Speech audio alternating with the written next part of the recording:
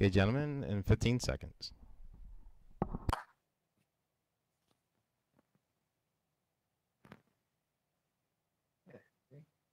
Make sure your volume's off on that.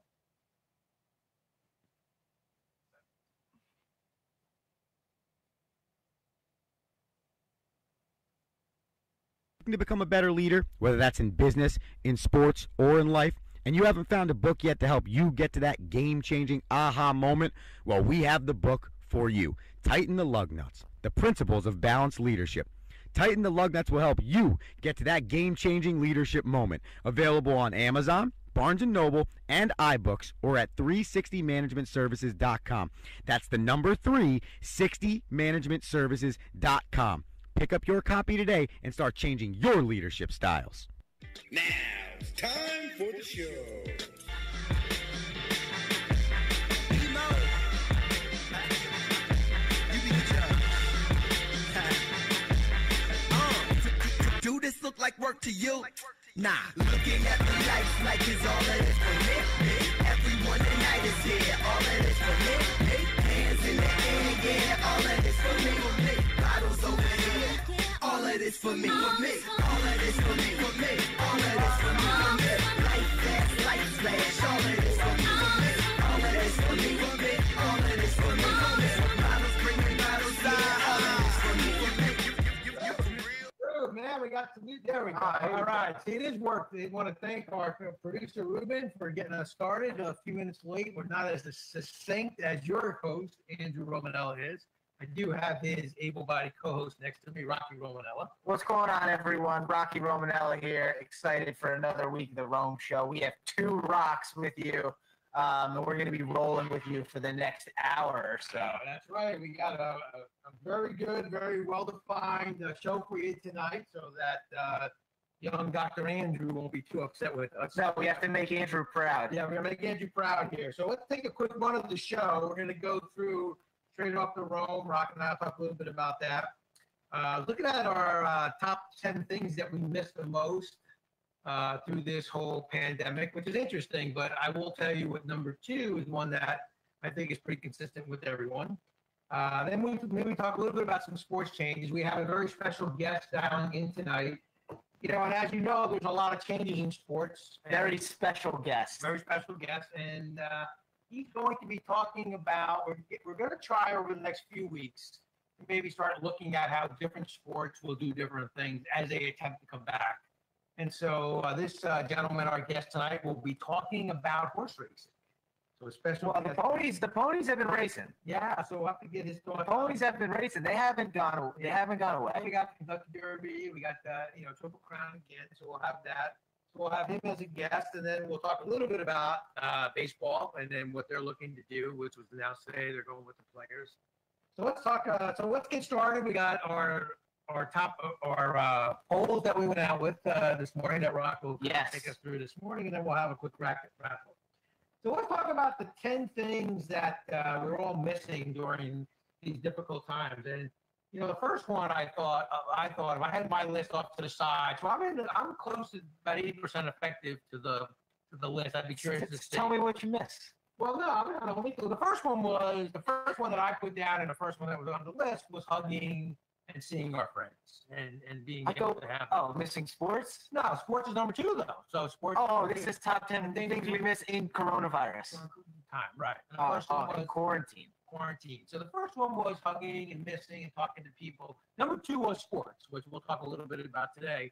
It's interesting as part of my straight off the Rome. I think the NFL got some backlash maybe initially when they talked about doing the draft.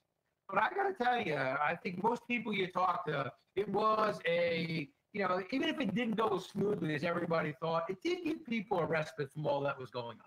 No, it was nice. It's like The Last Dance right now. It's something to watch. It's something to pay attention to. That's meaningful. Like they can have some fun doing it. Yeah, I enjoyed the and by the way, like the NFL is the one sport that really should have no problem coming back with no fans. Yeah, I mean it's let's face it, you can always put fans in the background if you wanted to, or well, I mean, football is just so well produced on TV. I mean, between the challenges and the replay, I mean, you for one would rather watch the game in your house than at the stadium. I mean, so I love going to the game, so I'll miss tailgating.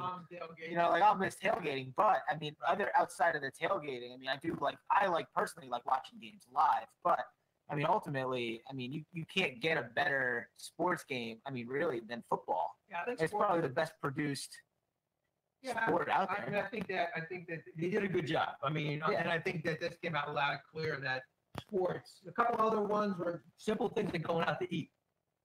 I don't miss going out to eat. You don't miss. I mean, that was number 3 on the list. I got to be honest with you. I don't mind going and getting takeout and eating it at my house. Like, I like to change up in food, but you know what? By the way, on Facebook, you can tweet us in or whatever you do. You know, Facebook Live us in on your thoughts on if there's anything else on that top 10 list. So going out to eat, you know, going out and grabbing a cup of coffee or having a drink with somebody after work or That I miss going to the bar. yeah, you just go to a bar, have a drink, conversation. A lot of people put down they miss workouts, the ability to go to the gym. And I am one of those people. Yeah, so I that's need interesting, right? the gym.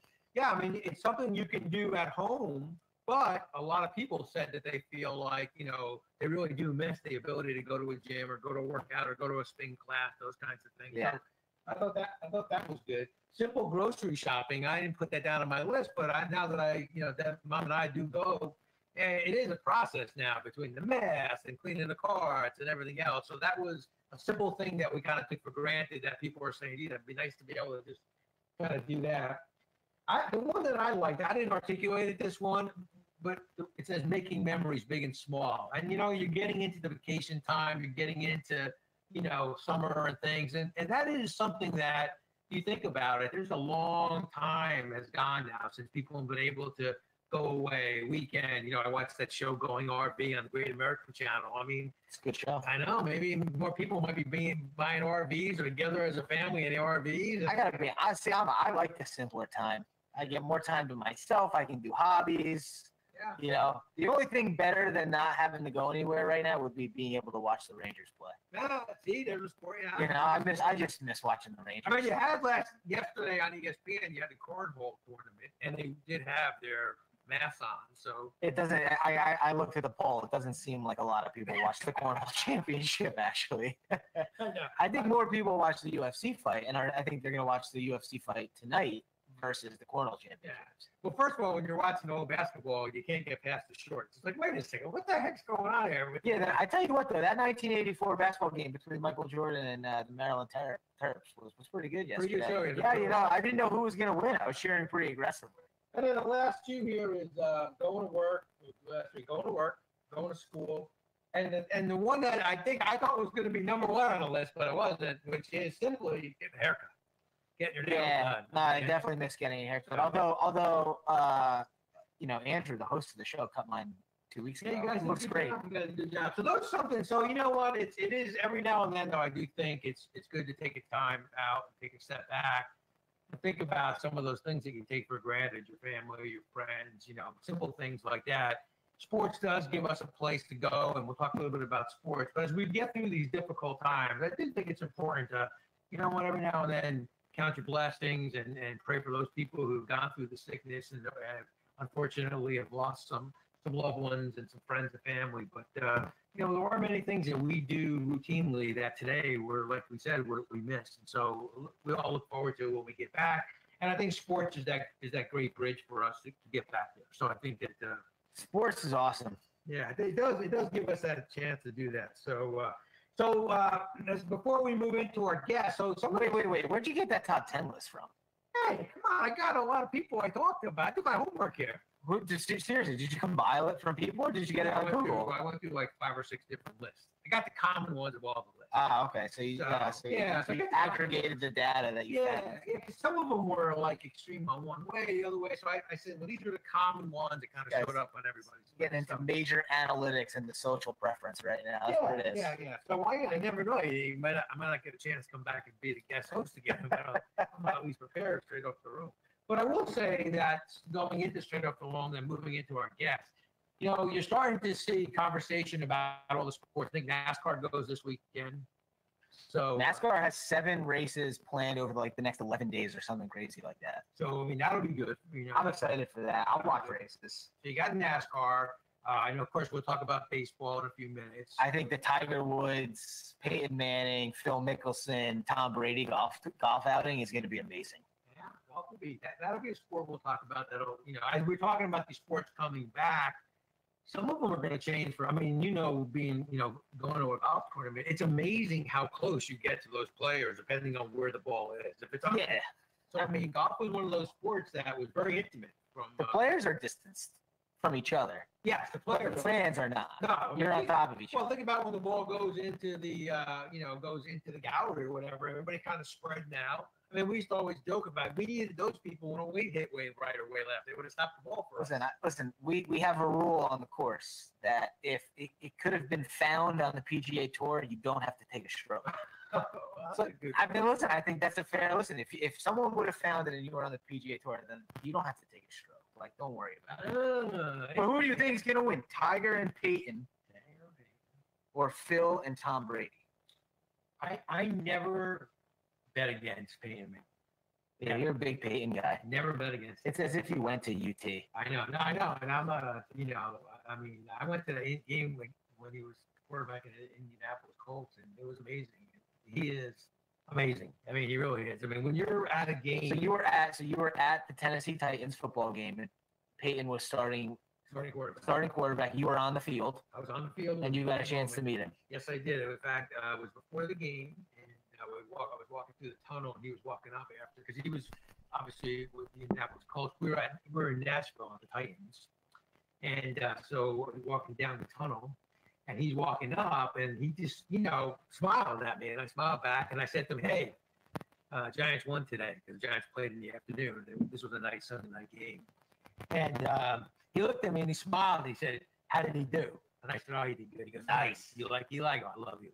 So it was a great kind of moment for me as a fan, but he was amazing on the field. The other thing that I found remarkable about Peyton Manning was he legitimately was the biggest guy in the huddle. He's 6'6". That's huge. He was as big as the tackles in the thing. So I thought that it was really interesting, to see him, to see how big he was. I mean, he was, like they say, a man among boys kind of idea. Yeah. But he was in that huddle. He was as big as the tackle. So it was a great moment for me, and I thoroughly enjoyed that. That's a good Peyton Manning story right there. And I think we have Jim Mazur on the line. We do. Oh, our guest is on. How are you guys? Mr. Mazur. Hey, how are you, Mr. Mazur? How is everything? Everything's good. As well as Good could be deal, expected, good. let's put it that way. So I did not give you a proper introduction. So if you could please tell our listeners a little bit about yourself and a little bit about progressive handicapping, and then we can get into some conversations. How's that? Okay. Progressive Handicapping is my company, and it's been, I think we've been doing this 25 years. And basically what we do is write and publish books on horse racing, where we publish statistics mostly on the trainers around the country, and the horse players use our information like they would a newsletter from Merrill Lynch to buy stocks. They use our information to play the horses on a daily basis at the various meets that go on during the year. That's mostly what we do. But we also cover the Triple Crown races and the Breeders' Cup, and we do publish some books on pedigree and provide some information for the horse players in that regard as well. So we got a lot going on, even during these inactive days, as quarantine days, so to speak. Hey, Jim, what's up? Younger Rock Rome here. How you doing? Good to hear your voice. I know. So there are still races going on right now, though, right? So let's set the landscape right now. When this sort of hit, when the NBA called off, the season, it was the beginning of March, and at that point, the dominoes began to fall.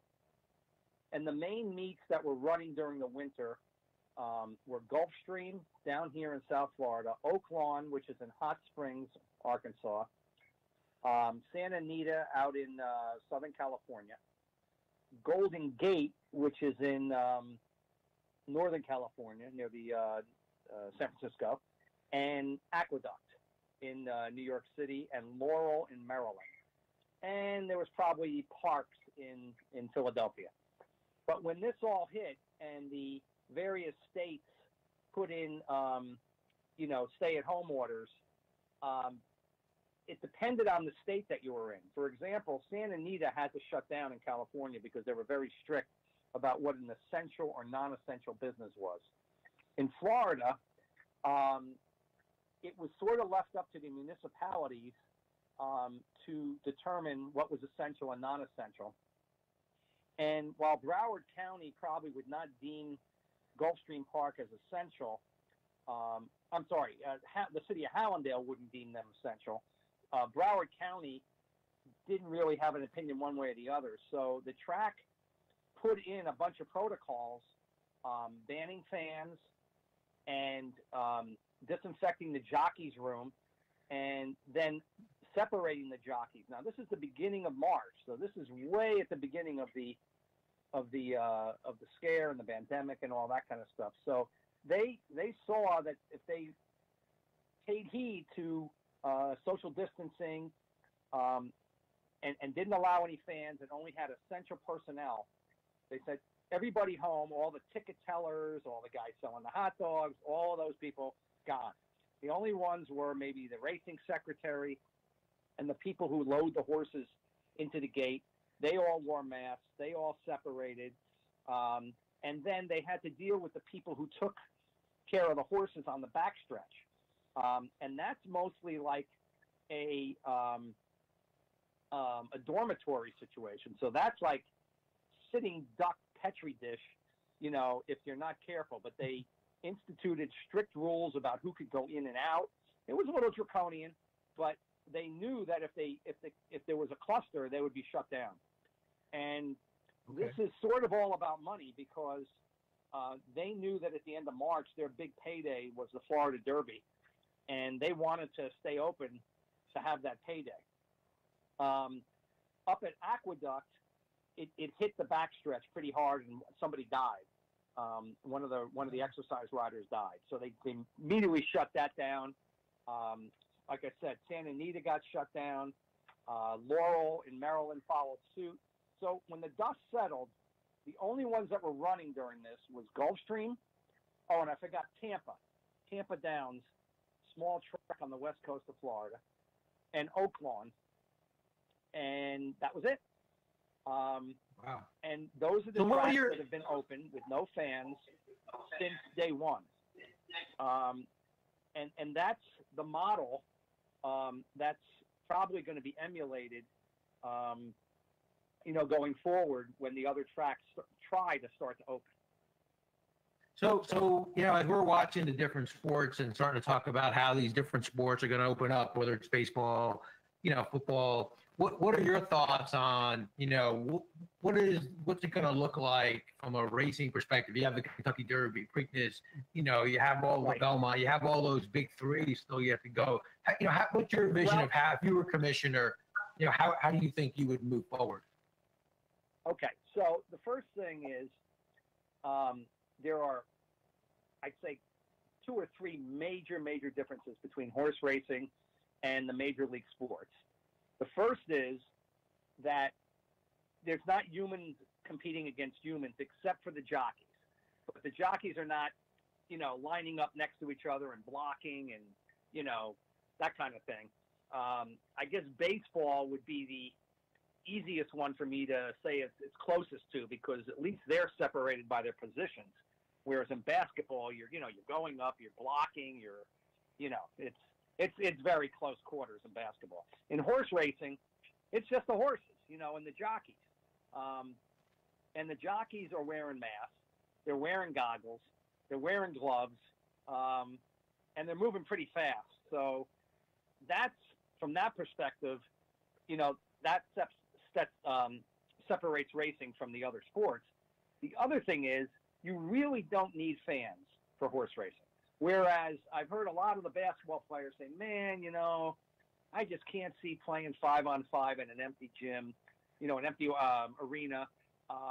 It's just not going to be the same. The horses don't care. They're blocked out. They're not concerned about whether anybody's in the stand. In fact, the more people in the stands, the better chance it is to spook them. So they don't care. But they still have to be fed and they have to be exercised. Whereas, a professional basketball player can train on his own, eat on his own, and do all that and doesn't need anybody to take care of them. The horses are dependent. They're dependent on the grooms, dependent on the exercise riders. So there is an argument to be made that if you can put those protocols in place, this is the one sport that can do well in this environment. And it has. Gulfstream is making an unbelievable amount of money. And to explain the model of how it works, a racetrack who was actually running races at their track with people on track betting in the old model, they would normally take out, let's say you had $100,000 bet to win on all the horses in a particular race. All right, race number 6, there's $100,000 in the pool. Well, the track would take out 20%. That's the usual takeout. It can vary on the types of bets, but let's use 20%. So 20,000 comes off the top, and then the other 80,000 gets distributed back to the winning bet on the horse that wins, and it's reflected in the odds. So if more people are betting the 6 horse, then it's going to be a smaller payoff, but they're going to deplete that $80,000 pool because the track has already taken the 20,000 out to cover their expenses, to cover their profit, to cover the purse. Now, people who are betting outside of the track, are going through one of several different wagering hubs. Could be Twin Spires, which is owned by Churchill. It could be Naira Bets, which is owned by New York Racing Association. It could be TVG, which is a West Coast TV outlet. It could be the Racing Form. They all have these gambling hubs. You set up an account, you fund it with your own money, and you bet online. You do not have to be at the track. But that percentage of what you're betting is only a smaller percentage of what the track would actually get if they were on track. In other words, they have to split it with the wagering hub. So if it's, let's say, 10% would be split up after the track deducts all its expenses. If it was on track, Gulfstream would keep all 10%. But if it's coming in through other sources, they might have to split 50-50. If it comes in through Twin Spires, they would have to give Twin Spires 5% of that pool, and they would keep 5%. So it sounds like they're taking. They're taking less of the pie. It sounds like good news they're getting less of the pie. Sounds like the the good pie news is growing for the track because everybody's sitting that's at making home having nothing to do, and they're betting huge amounts of money on these races. Oh yeah. So, You got a thought, man. that's I thought it was done. He was running the 2-mile race there. Wait, so the good thing for that Gulfstream track is that typically they're making more money on the individual bet, but because they're the only track racing, what they're losing by having people gamble online, they're making back up with the quantity of people gambling because if your home track is down, you need a place to go bet. Let me give you a magnitude of the numbers. Okay, so at this point in time, usually nobody is paying too much attention to Gulfstream. All the good horses have gone up to New York or Churchill. The Preakness would have been coming up this Saturday. So they would have been at Pimlico, and there's big races going on. Nobody would be paying attention to Gulfstream. They might handle, on a weekend, maybe $3 million. Okay? This Saturday, they handled close to $40 or $50 million. 16 times more than they would normally handle because they're the only game in town. So that decision to stay open, pot, and they're not going to close unless some disaster hits them. So yeah. So and they're hoping, by the way, the other tracks stay closed because if all their other tracks stay closed, then they continue their perfect storm. So yeah. So with that in mind, you see an opportunity now for, the Triple Crown really happening later on in the year as projected. Right. So the way this is probably going to play out, if there's no major spikes or resurgences or anything like that, which we hope there won't be, but it's possible. Churchill is opening up this Saturday. Santa Anita, even though they haven't been given the go-ahead, I think they're planning to open up on Saturday. And I think they're just basically going to say, we're opening. If you don't like it, Governor, sue us. They happen to be owned, by the way, by the same people that own Gulfstream. So they're taking a very aggressive stance. The wild card would be New York tracks, which is a big, big piece of the puzzle here. My guess is at this point in time, you would normally have Belmont open. It's not open. And because it's the center of the pandemic in the United States, my guess is you won't see New York even close to being open until June 1st. And then on the horizon, you have Saratoga, which is the big cash cow, set to open up the middle of July. So what I think New York wants to do is to start running Belmont like the first week of June, run about 4 weeks, give the horses a chance to get in shape because a lot of them haven't run since beginning of March, and then shift everything up to Saratoga. All of this without fans, and then, run the Saratoga meet from the middle of July to Labor Day, which is when it would normally be run. So, okay, that makes, from a Triple Crown, go ahead.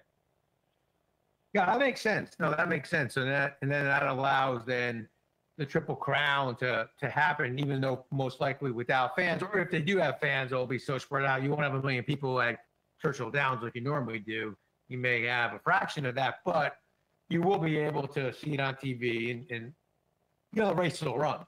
Based on the example you gave us from Gulfstream there, we might be able to see a Kentucky Derby or a Preakness or even a Belmont, if we get lucky, that pulls in more money than ever before. Oh, absolutely. Absolutely. The handle might be huge. The way so we should call. Right wait, Jim, you should call up. You should call the president up and say you have the economic stimulus plan to re-engage the U.S. economy right now. It's horse racing. This is what we've been missing. You're the savior to all of our economic struggles right now. There's a couple things. I think people have cabin fever that are home, and they're. You just don't know everybody's individual situation of how they're doing financially. And I'm going to find that out with my business pretty soon because I'm going to put out there my Saratoga product line. And I have no idea how it's going to sell. It might be totally dead in the water because nobody's got any money. They don't want to spend $35 on a book. They don't want to spend $200 on a subscription. Who knows? I mean, but they're betting money. That is happening. So we don't know, but the Triple Crown is already, it's not totally set, but the Derby is set for September, and I don't know if I have my day right, but it's close. I want to say September 8th. No, wait, it's September, oh gosh, I think it's the 5th, the Saturday before Labor Day. Hey, now, Jim, I don't want to cut you off, but I'm curious. Do you think it's possible that you could see them running 2 of the 3 legs and not and only just canceling the Triple Crown itself, but maybe just running Kentucky Derby or Preakness and Belmont, or could you see them only running 2 of the 3 or 1 of the 3 for that matter, just from a general interest and a revenue standpoint? Absolutely. That is absolutely, and I think that's the way it's going to happen, and I'll tell you why. Because the normal spread out, if you're running a Triple Crown, would be the Derby would be the first Saturday in May, and now 2 weeks later, like I said, is the Preakness. It's a quick turnaround for horses, and so if the Preakness were to be run, it would be run in the middle of September, which would cause all sorts of consternation to me because then I would be at your bocce ball tournament and I would have to worry about the Preakness. So that's a good point. We hope that we're not gonna have the conflict. We certainly hope that we're gonna have your bocce ball tournament. So anyway, So then 3 weeks after that would be the Belmont Stakes. And all the different tracks would have to play ball together to do this. And, you know, Rocky, you mentioned the commissioner, you know, and this is why horse racing in the day-to-day business of sports has always lagged behind the other professional sports because they don't have a commissioner. They don't have a central force and all the owners unified. They're all different track owners just fighting each other for the profit and all that kind of stuff and for the big races and the big payoffs. And, you know, so that's a problem. Yeah. And then that's interesting. Yeah, I never thought. You have the Breeders' Cup. You have the Breeders' Cup sitting in the beginning of November, and that would mean that the Belmont Stakes would be run middle of October. That might be too close. So I don't know what's going to happen, but I think Rocky Jr., you're right in that what could happen is you just have the Derby and the Preakness, and that's it. Yeah. Yeah. All right, So- Jim. So and we're up it's- against some it's time September here for a 5th. break. So I got a That's- little lightning round for you. I got 2 or 3 quick questions for you on the lightning round Sure. here, and then we'll run up in the break, pay some bills here. So you certainly can stay on and listen. And if people have any questions, let me get any phone calls Sure. in. But so first question would be is so understanding that generally sports in general. Some of the major sports struggle with the youth becoming, I know baseball talks about it all the time. How do we get our youth more interested in baseball?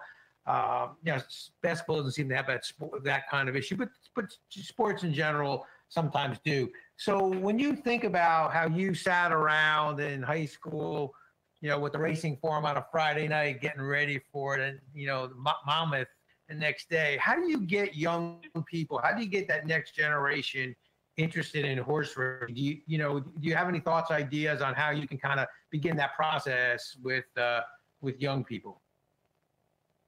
Yeah, the issue is a focus on the sport, and almost everybody that's of my generation learned and to love the sport and the fun of handicapping. Not so much for the gambling, but for the thrill of the kill, so to speak. You know, when you hit like a pick six, and you know you're like one of only 5 in the country that have hit it. You know, that's a big deal. You know, so we all got introduced because our fathers were interested in it, and they would take us to the track. But this millennial generation, I don't think that they're ever going to be into the horse racing the way we were into it, which is the cerebral methodology of handicapping. So we have to find a way to capture their attention pretty much just from the pure gambling end of it. And one of the ways you could do it is you develop a way to have a very simple wager that's constant throughout the evening. Let's say, let's say 5 tracks are running, and you make sure that instead of having a half hour in between races at a single track, that there's a master schedule that you keep, and you run one track race after another so that there's constant wagering going on. You know, let's say it's Gulfstream at 2 o'clock, at 2:10, it's going to be Aqueduct. At 2:15, it's going to be Churchill. And then you make every race like a roulette wheel, okay? You can bet the individual numbers, 1 through 10, let's say, and you have specific odds.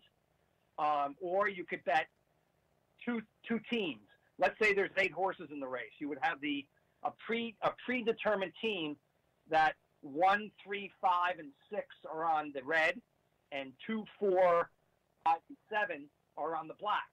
And all anybody has to do is bet red or black. Now, you're not going to hit 40 to 1 on that because it's almost going to be like a 50-50 bet. But you're going to have constant action, and then you get people interested in watching the race. Okay, they don't have to care who's going to win. They're rooting for a team. The red team, 1, 3, 5, or 8. I don't care who's riding them. I just want one of those 4 to win. And if it doesn't win, I'm going to reload up at Laurel, 5 minutes later, and again I'm going to bet $20 on the black this time. that would be my idea. Good Oh, luck. that's a good idea. No, it's good. I mean, I think and plus it's a quicker pace. You're not waiting 15, 12, whatever number of minutes between. So that's Right. good. Right. All right, lightning round question number 2. Ready? What is your favorite all-time sports movie? Okay, yeah, you said you were going to ask me that. All right, I remember the what do you call them? The Homo sapiens having this final tournament and everything. Who actually won that? A kid by the name. So, yeah, you want to know the name of the person who won or this movie? The movie the name of the Miracle movie. won. What movie won? Miracle. Miracle? Yeah. Yeah. Well, that makes sense. You guys are hockey guys, so that's all right. That has nothing to do with it. The fans voted. Fans voted. Well, Fans that was voted. yours. Listen, we're gonna cut you That off was a if you good don't answer. Yeah. Okay, so Come on, man. What's your favorite? there's so many, and yeah, there's so many different ways to go. But I watched one last night, and I've watched it over, my lifetime many times. And there are certain movies that do that to me. I can watch, and one of them is Field of Dreams, but it's not the one I'm going to talk about. The next one is Hoosiers. Hoosiers me, was it a high just seed, captures man. an era Hoosiers was like an of 11 seed. basketball. And it's a pure underdog movie like Rocky and the one with Mark Wahlberg. What's that movie called where he's the Eagles? What's that? Invincible. But where he's a That's a good one. bartender. But anyway, it's that kind of movie where these are the underdogs. They're 7 kids from a farm town, and they go to the state championships in Indiana. And so that would be my choice: is Hoosiers, followed by Field of Dreams, and The Natural. Really? There- I tell you there what is- now. Dude, everyone in your generation was big on The Natural. How about why didn't you say Caddyshack? Really? I know. To me, that's not a sports movie. That's like that's a major I know. party. Caddyshack's a golf movie. It's a Rodney sports Come on, I movie. thought you loved For the Caddyshack. board. Oh, man. Paulie Right. Vance loves Invincible, though. That was his favorite one, I think. So we Invincible. can discuss that Invincible. later on. All right, Tim, we got to run, man. We got to pay some bills here. Listen, Okay. last thing, how can people get in touch with you if they want to get your book or visit your website? Why don't you give them a quick shout on that, Sure. and then we got to move to the Sure. commercial. It's the number is 800 272 8036, and the website is phstats.com.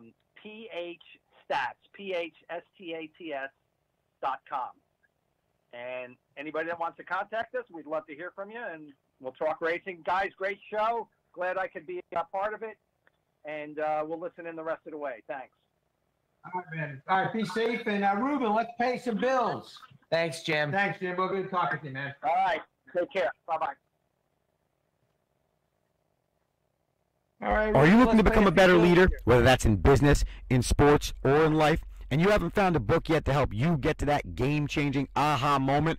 Well, we have the book for you. Tighten the Lug Nuts, The Principles of Balanced Leadership. Tighten the Lug Nuts will help you get to that game-changing leadership moment. Available on Amazon, Barnes & Noble, and iBooks, or at 360managementservices.com. That's the number 360managementservices.com. Pick up your copy today and start changing your leadership styles. All right, here we go. Here we go. Good news, by the way. We have a new commercial coming out. We have our director of sales and marketing, Andrew Romanella, has recorded a new one, so that's good. That'll be coming out. So That's let's go ahead, sir. Oh no, I was gonna comment. I just wanted to wrap up on some of the stuff that Jim was talking about from a get going standpoint. I think it's gonna lead into what we're about to talk about, though. He talked a lot about the different elements that go into horse racing and why it's a little bit safer than the other sports. He talked a lot about hey, basketball players are rubbing up against each other. Football players are in the trenches pushing on. Like pretty much every sport has physical contact, which I think is a big part of it. But I think what a lot of people are worried about also is, what about the locker room? What about the pregame ritual? Where's the media scrum going to be? There's so many behind the scenes inner workings of what the arena really looks like or what the stadium looks like behind the scenes. Yeah, the jockeys don't really come in contact with each other, but I mean, I'm under the impression that even in a golf match, they all use the same locker room. So do the jockeys all use the same locker room? Are they not allowed to be in there anymore? So I think there's a lot more precautions that are going into it too. So I think that's an interesting side of it as well as we talk about some of, the more mainstream sports getting back to business too. Yeah, that's interesting. And I also think there's going to be some unintended consequences that'll happen. Some will be negative, but I think some will be positive. So I'd like to talk about baseball. So let's talk a little bit about baseball. So baseball tomorrow will present, I guess the MLB will present, the owners will present to the Players Association their idea of what the go forward is. Now, speculation, obviously, but most of the consensus is that July 1st it would start, and then you would have an 80-game season. I don't believe, people calling in and all the talk shows, and we get, you're certainly welcome to call in here. I don't believe it's an Astros season. There wasn't an Astros season on the strike and everything else. And look, if anybody, can tell when the home run leader only has 27 home runs, it was probably something different happened. So you're saying we don't care that it's shortened. There shouldn't be an asterisk. Why are we even talking about right, that? Let's just play baseball. Let's get to baseball. But now here's what I think is important. I'm a fan that I think that maybe baseball should be 80 to 120 games. Now, I know that's going to rub some people. I know, my generation believes that it's the dog days of summer. But you know what? 163 games is way too many. Yes. Secondly is, as a fan, I'm sick and tired of watching a game when it's 5-0 in the third inning, and we're not going to go to the bullpen because I got to save an arm. Well, I don't want to watch this dopey game now. It's going to be 21-10 because you don't want to bring a bullpen because you got 162 games. No. At least now every game matters, and maybe you could start managing the game instead of worrying about, I got to save an arm. You know what? The guy who just spent $100 to get in there bought his kids 2 hot dogs and a soda for $75. Didn't come to watch you at the game get to 21-0, right? Let me decipher to the people what you just ranted about. That's crazy. So baseball's 162 games. We know this. So what Big Rock just argued is that he hates analytics.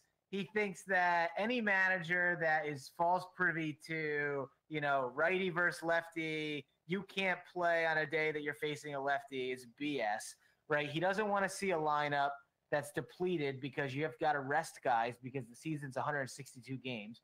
Why not shorten down to something like 120 or 130, or even just go back to what it used to be, 142, or I think it was 145 before they expanded.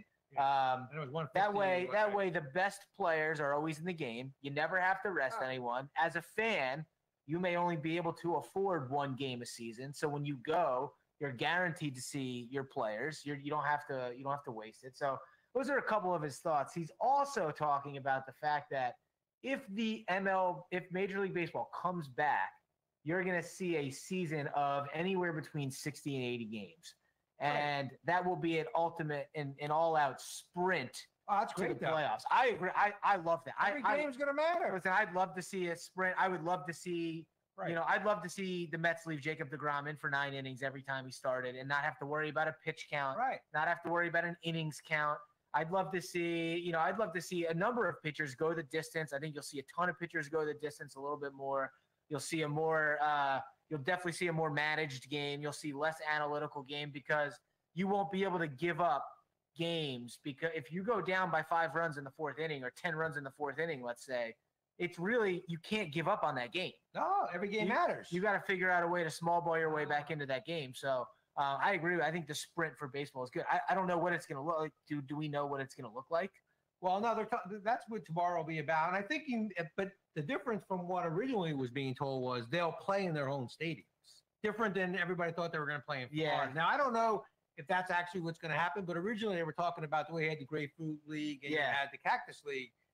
Today, what they were saying was that, no, you'll be in your stadiums. The difference is going to be you may not travel as much. So the interleague play may be more Yankees playing the Mets, and, the New Englands. And I think they're going to keep like the NL East and the AL East together. Yeah, side of idea. So you're not traveling as much. Yeah. But that aside, though, because I got to tell you, it's interesting to me that sports is starting to build this kind of what's the right word? This kind of negative V where, games are more expensive for families to go to, and you're seeing less and less of the players play, right? Nobody plays 162 games.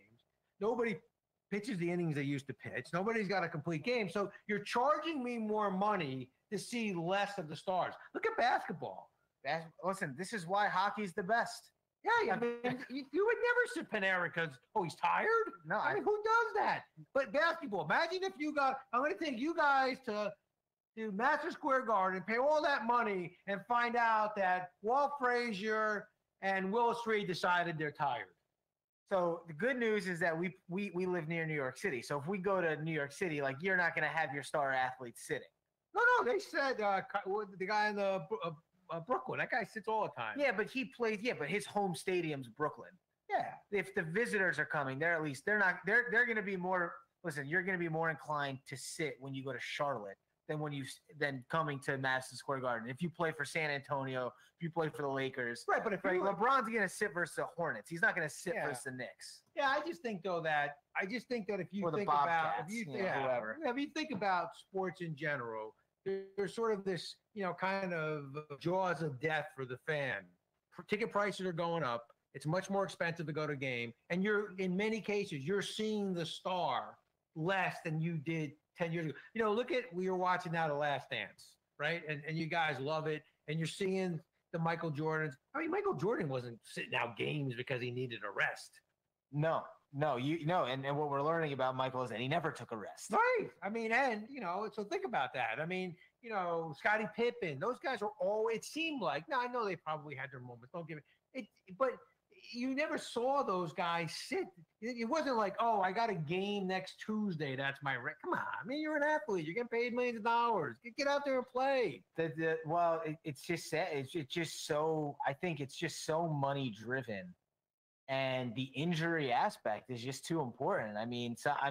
Think about it. I mean, you could think that you're a championship caliber team. I mean, look at the Yankees, for example. Yankees, this is the World Series year. We've rebuilt the entire organization. We've got the guys in place. We've got Judge. We've got Severino. We've got all these guys, right? Boom, Tommy John surgery. Boom, who's out? And I mean, they lost 3 pitchers in spring training. Thank God for this pandemic, or else the Yankees would have lost money just because they would have lost games compared to what they would have done. But yeah, I mean, I think, and that injury, that the fear of injury has overtaken the fear of injury and the loss of revenue. They'd rather lose revenue on one game than lose you for 6 months. Yeah. And I think, listen, I hate it. I can't stand it. I mean, I think. What do you think? What are your thoughts on hockey? What do you think they're going to do to come back? I mean, you got baseball. They're all talking. Hockey's been a little bit quiet on this. Baseball needs to come back, right? But the good thing about baseball is that the players are a little bit more spread out. It's going to be a little bit easier to stay spread out in baseball from a dugout standpoint. I mean, you've got your entire pitching staff in a completely different section of the ballpark, which is nice. When you're on the field, you're not really next to that many people, unless you're the catcher and the batter. Which, by the way, I think they're. If they follow the Korean Baseball League, they'll probably end up wearing masks on the field, or at least make players have the option to wear one. If I'm hockey, and a lot of talk has been about the 2020, 2021 season being played in full. If I'm hockey, I'm letting the NBA come back, and I'm watching what the MLB does and what the NBA does, and I'm going to wait.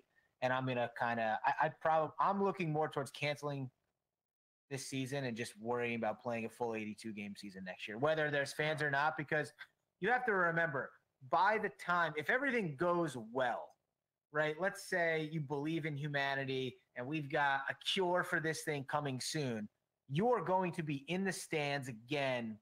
Hopefully obviously you want to be in there by September. But let's be realistic. You may not get into the stadiums again until October, November, December, maybe in January. But if that time that I come into the stadium, I want to come in for something real. And if you figure out a way to play a full 82 game season next year, you're coming back into the stadiums when it's time to make a playoff push. And I think that that's a little bit more powerful than knowing you're going back into what could be the start of the 2021 season in December if they decide to go forth. What you have to remember in hockey is that they've already committed that whether they come back or not, there's going to be a 30-day spring training. Well, the other thing too is you bring up a good point. I mean, football's advantage is they wouldn't be doing anything right now anyway. I mean, they did the draft. They would Exactly. do OTAs, maybe mini camp, but they wouldn't. Now, if they can come back and start working out and begin, end of July like they normally would. Yeah. And let's face it, in camp now with football, they don't hit each other anyway. It's flag football until the game starts anyway. Everybody's afraid to I get mean, hurt. listen, if I'm a football organization and they came out with if I'm football and they came out with guidelines on how to keep my players safe, I'm probably more excited as a coach than I've ever been. There's no media attention. I don't have to worry about the HBO cameras being there for outside the lines Thank God. or for 24/7. I love the show. I wish they were there, but you don't have to worry about those types of distractions. So I guess that's exciting from a fan standpoint in football. Like I said, it's really the tailgaters that are the most. That I personally think the most hurt. I mean, we had someone write in on the poll that said, why don't you take your Super Bowl now? well, yeah. So it's a lot. Like I said, more people watched the UFC. No one really watched the cornhole thing. And a lot of people say, "Oh, I only get to go to one game a year for football." That's great, but ultimately, I haven't been to a sold out Giant game in I don't know 6 years. Well, the tickets are sold 7 out, years. but yeah, there's always. But think about it. I haven't seen a full stadium in Giant Stadium, and I can't tell you the last time. And I'll listen. Half the reason is because they're not winning. Yeah. But the other reason is because ever since it's really since the PSL. Since they had the new stadium. I mean, it's just too expensive. Yeah, it's tough. I mean, it's that's why, like I said, I think the sports are going to find out. Hopefully, that they find out that this is a way for them to kind of like dial back a little bit and find a better sweet spot. I think there's too many games in baseball. I mean, football at 18 games. If they go to Football's about to expand. Right. They just approved it. 16, I should say, they go to 7, whatever that is. Okay, but it's still only one. I mean, the difference with football is every game's a meaningful game. Yeah, and speaking of which, the Giants' third hardest schedule in the league. Yeah, I don't know how that happens. I don't know either. I don't know how that happens. But I digress for a second. So hockey, to your point, though, does have the issue of if they play something, they're really going to give them from protection of their players. I mean, they could only have the month of August off and then start in September. Yeah, for me, I mean, it's just You're getting past the point now. It's just so different, right? Right now, baseball players can be training at home, right? They can throw, they can be outside. Most of them probably have a cage, right? They're not seeing live hitting. So, yeah, they're going to need – I mean, listen, everyone's going to need a little bit of a spring training if they come back, right? Basketball, like you can play that anywhere. Like I'm guessing the basketball NBA players have hoops at their house. Yeah, some camps already open for basketball. That's right. I can't say that every hockey player is at home with a hockey rink. Yeah, that's right. Like I don't think everyone's got a Zamboni and a rink at their house that they can be skating on. And maybe maybe they got keys to the local rink because that's where they grew up and stuff like that. But or maybe they're the Hughes family where there's 4 of them playing, or the Stalls probably have their own rink. But you just can't skate. Yeah. Right. You can't soccer's skate. got the advantage. They can practice. Soccer, you can go for a run. Right. Yeah. You can stay in shape. It's very difficult to stay in physical game shape as a hockey player. So I think that plays a unique element to it. Not to mention just the overall atmosphere. There's closer to a baseball roster. So baseball's got 25 guys. Hockey, you carry 24. You dress 20, right? Every single person plays, so every person becomes vulnerable, right? So you really have to monitor who's around the team, right? Whereas basketball, only half the team's going to play. So the other half, you could argue that on basketball, you don't actually have to dress 15 guys when the NBA comes back. Or you could have, because the stadium's empty, you could have the. Or you could have them all sit somewhere else. Right. Whereas on the ice, you have to sit in the. I mean, you could do the same for baseball. Go sit in the stands. Right. Right. But hockey, you have to sit on the bench together. Yeah, you gotta have a right. So just the quarters themselves just prevent unique challenges that you don't really see. I mean, and the other biggest thing is, and why I personally would wait for basketball, is because you play in the same arenas as basketball. That's true too. And hockey's already put out, listen, we're only going to play games in designated arenas. We're not playing in every arena. Yeah, that's true too. I mean, you got the Devils playing in, and then you got college basketball in there. You got the Knicks. You got the Rangers. So does Gary Bettman and does David whatever the guy's name is in the NBA there? He sucks, so I can't even think of his name. Tell us how you feel. I mean, do the commissioners talk and say, listen, basketball games are going to be played in this select arenas, right. Hockey games are going to be played in these select arenas, or are you going to let them mingle? And now everything you're talking about, taking all these precautions, kind of is like, well, why are we doing Well, that? think about this for a second. So the interesting part about hockey. So think about if baseball would have played in their spring training parks. You know, the Mets would have played in Port St. Lucie. The problem is the field is different.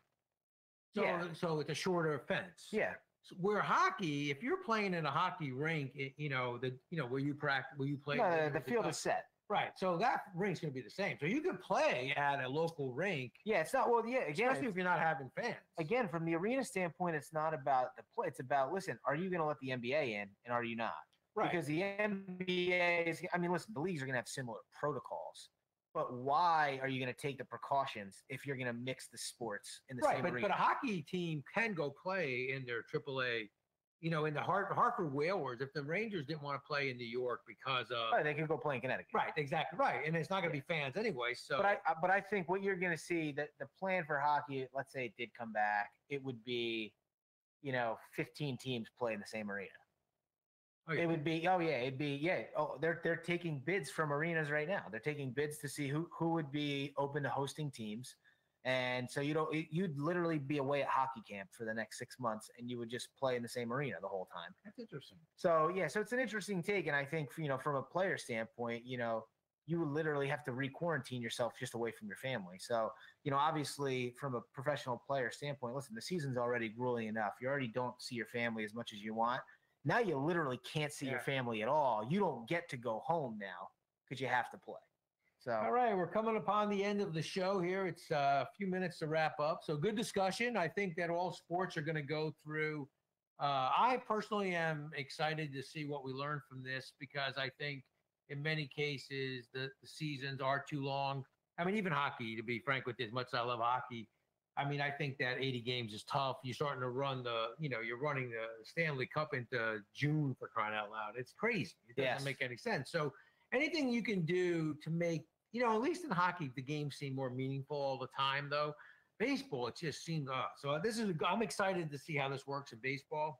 nice. So am I. And then I'm trying to get to see how that works. And then hopefully, let's face it, we all need, some good things, some good news. So if sports start to come back, people start to go back to work, we start to, see, less, beaches are opening. We all need it. I mean, let's face it. I mean, we've cabin fever abounds right now. So hopefully we'll all be safe, and we can all start enjoying ourselves a little bit more. And if you need your Andrew Romanella fix, if you need your sports fix, he is currently hosting the Fairleigh Dickinson University Florham Park Athletic Banquet over on Instagram and Twitter at FDU_Devils.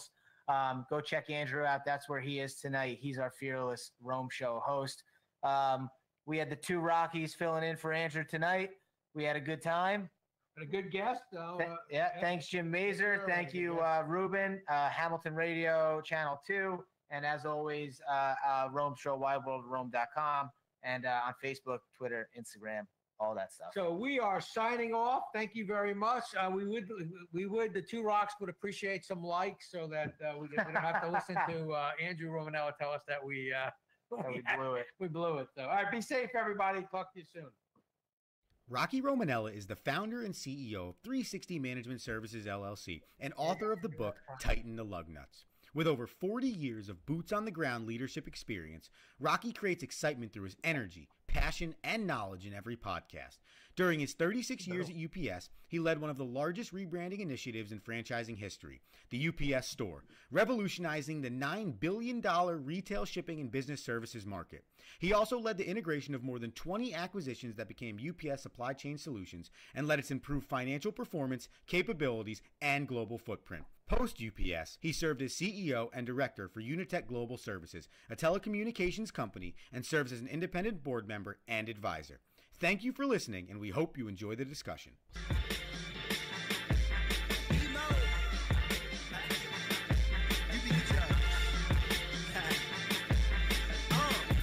Do this look like work to you? Nah, looking at the lights like it's all of this for me. Everyone tonight is here, all of this for me. Hands in the air, yeah, all of this for me. Bottles over here, all of this for me. All of this for me,